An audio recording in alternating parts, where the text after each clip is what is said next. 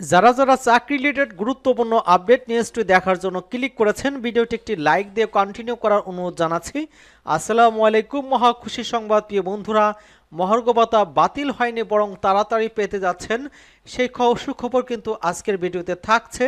সেক্ষেত্রে মহার্ঘ ভাতা নিয়ে কি ধরনের বড় সুখবর আসছে এবং মহার্ঘ ভাতা বিষয়ে অর্থ উপদেষ্টা কি বলেছেন সে সম্পর্কে জানিয়ে দিব।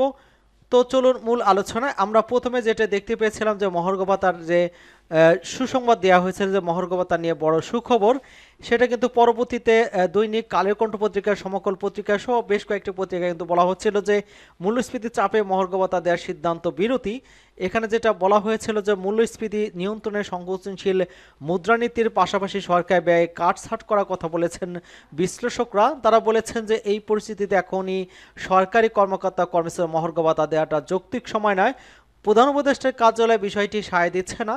বেসরকারি গবেষণা সংস্থা সেন্টার ফর পলিসি ডায়ালগের নির্বাহী পরিচালক ফাহমিদা খানন গণমাধ্যমকে বলেছিলেন যে এখন উচ্চ মূল্যস্ফীতি বিরাজ করছে, তাছাড়া অন্য খাতের বেতন মূল্যস্ফীতির সঙ্গে সঙ্গতির বাড়েনি। এই পরিস্থিতি কিন্তু সরকারি চাকরিজীবীদের মহার্ঘ ভাতা দেওয়া হলে তা মূল্যস্ফীতিকে আরও উস্কে দেবে। তিনি বলেছেন যে একই সঙ্গে সমাজে বৈষম্য সৃষ্টি হবে এবং অন্যতা ন্যায্যতা হবে না।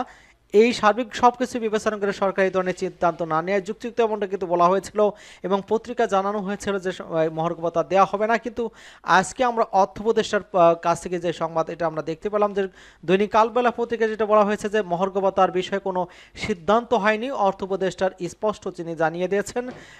এখানে বলা হচ্ছে যে অর্থ উপদেষ্টা ডক্টর সলাউদ্দিন আহমেদ বলেছেন যে সরকারি কর্মকর্তা কর্মচারীদের মহার্ঘ ভাতা দেওয়া না দেওয়ার বিষয়ে এখনও সিদ্ধান্ত হয়নি।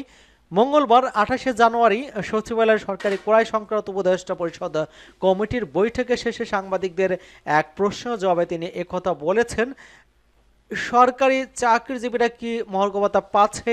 সাংবাদিকদের এমন প্রশ্নের জবাবে সালাউদ্দিন আহমেদ বলেছেন, মহার্ঘ ভাতার বিষয়ে এখনও আমরা কোনো সিদ্ধান্ত নেইনি। তাহলে কি মহার্ঘ ভাতার বিষয় থেকে সরকার সরে আসছে? এমন আরেক প্রশ্নের জবাবে অর্থ উপদেষ্টা বলেছেন যে মহার্ঘ ভাতার ঘোষণা কে দিল, কে দিয়েছে ঘোষণা আমি জানি না।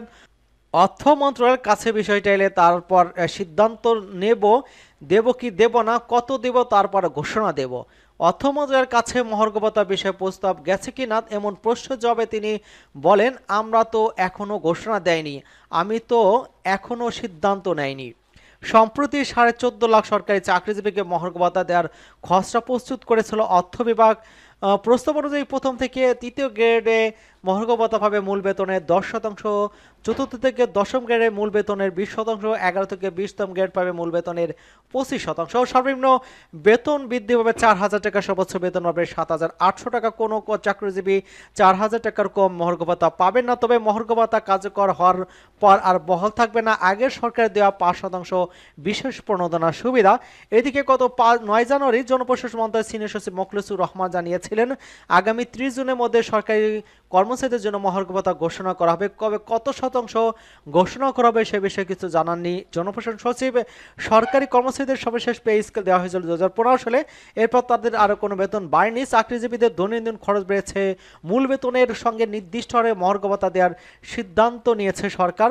জনপ্রশাসন মন্ত্রণালয়ের তথ্য অনুযায়ী সরকারের বিভিন্ন মন্ত্রণালয়, বিভাগ, অধিদপ্তর, দপ্তর, কর্পোরেশন এবং স্বায়ত্তশাসিত প্রতিষ্ঠান প্রায় 14 লাখ কর্মচারী কর্মরত রয়েছেন। চলতি 2024-25 অর্থ বছর বাজেটে তাদের বেতন বাবদ ভাতা বরাদ্দ রাখা হয়েছে 81,580 কোটি টাকা। বাজেটে মহার্ঘ ভাতার কোনো বরাদ্দ নাই, তবে কমিটির সুপারিশের ভিত্তিতে এই হার চূড়ান্ত করে পরিচালন বাজেটের অন্য খাতের সঙ্গে সমন্বয় করা হবে। সর্বশেষ 2013 সালে 20% মহার্ঘ ভাতা দিয়েছিল সরকার, তারপরে কিন্তু আরও কোনো মহার্ঘ ভাতা দেওয়া হয়নি এবং পে স্কেল দেওয়া হয়নি। সর্বশেষে এখন নতুন করে সিদ্ধান্ত নিয়েছে যে মহার্ঘ ভাতা দেওয়া হবে এবং স্পষ্টত যেহেতু সিদ্ধান্ত নেয়নি দেবে না, তো বোঝাই যাচ্ছে যে মহার্ঘ ভাতার বিষয়ে সিদ্ধান্ত আসবে দ্রুতই।